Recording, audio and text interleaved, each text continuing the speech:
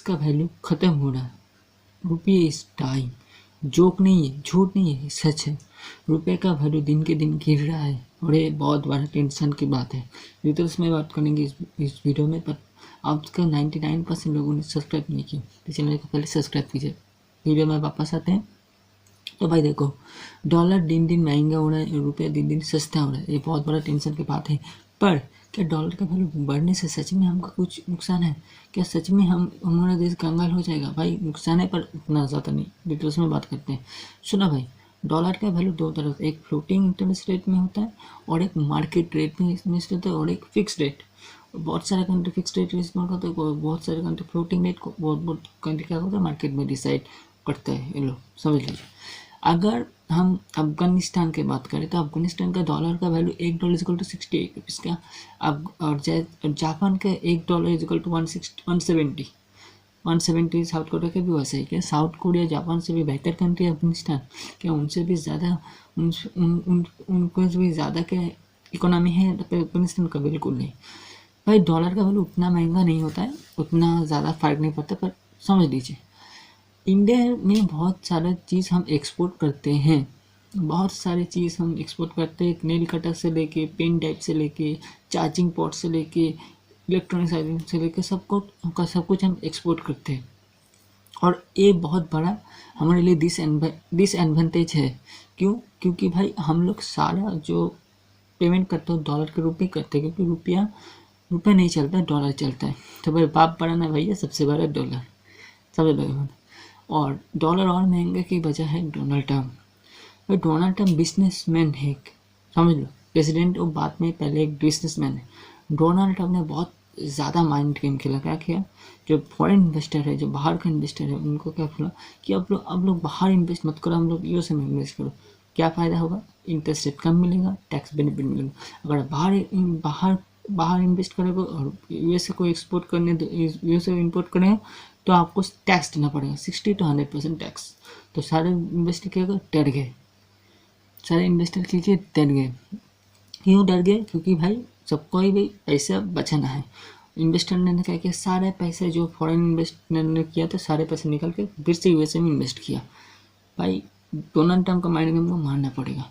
फिर क्या हुआ? फिर मार्केट धर्म से गिर गया, हमारा स्टॉक मार्केट जो है।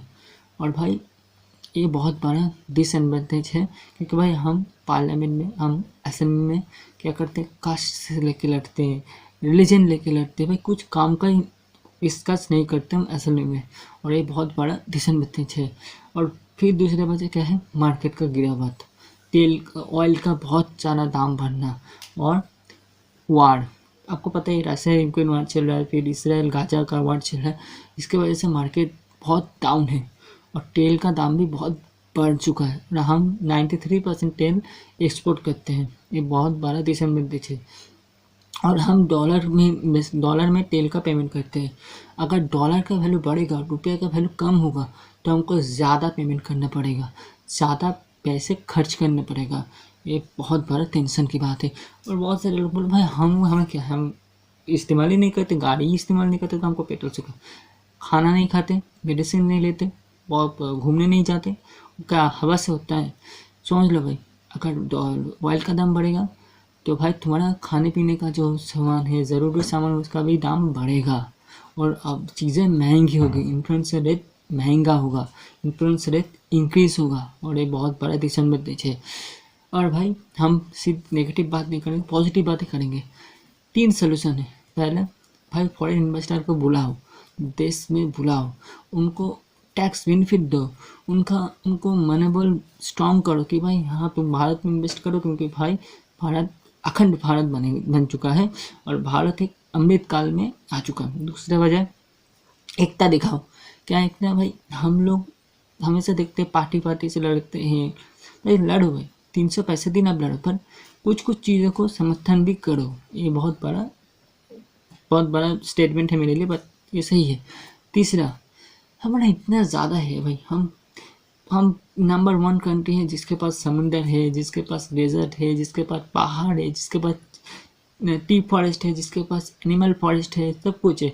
हम हमारे पास नाना की तरह टप्पू शिल्प है, फिर कुटीर शिल्प है, फिर नया नया चीज़ें हैं, क्या पता हमारा टेक्सटाइल इंडस्ट्री इतना बड़ा है। फिर हमारे जो स्पाइसेस है वो नंबर 1 है, इंडियन नंबर 1 कंट्री जो स्पाइसेस एक्सपोर्ट करते हैं। हमारे पास मैंगो है, हमारे पास कश्मीर के सेब है, हमारे पास दार्जिलिंग के टी है, क्या नहीं है हमारे पास। फिर भी हम दिन के दिन क्या देख रहे हैं, टूरिज्म कम हो रहा है इंडिया में, बहुत ज़्यादा है। जहाँ पे मालदीव, जहाँ पे थाईलैंड, जहाँ पे सिंगापुर, यहाँ पर इंक्रीज हो रहा है टूरिज़्म, हम वहाँ पर इंडिया का टूरिज़्म घट रहा है। बहुत बड़ा हमारे लिए डिसएडवांटेज है भाई। इसलिए मैं चाहता हूँ सभी एक काम करो, फेसबुक उठाओ, इंस्टाग्राम उठाओ, सारे बताओ लोगों को कि भाई हाँ भाई हमारे देश विजिट करो, हमारे देश आओ। पर बहुत सारे लोग, इससे क्या होगा वो डॉलर की वजह से यूरो के बदले में इंडिया रुपीज़ खरीदे, क्या हुआ, बाजार में इंडिया का रुपीज़ का डिमांड बढ़ेगा तो इंडिया रुपीज़ स्ट्रांग होगा। तो वीडियो अगर अच्छे लगे तो लाइक करो, सब्सक्राइब करो, थैंक यू।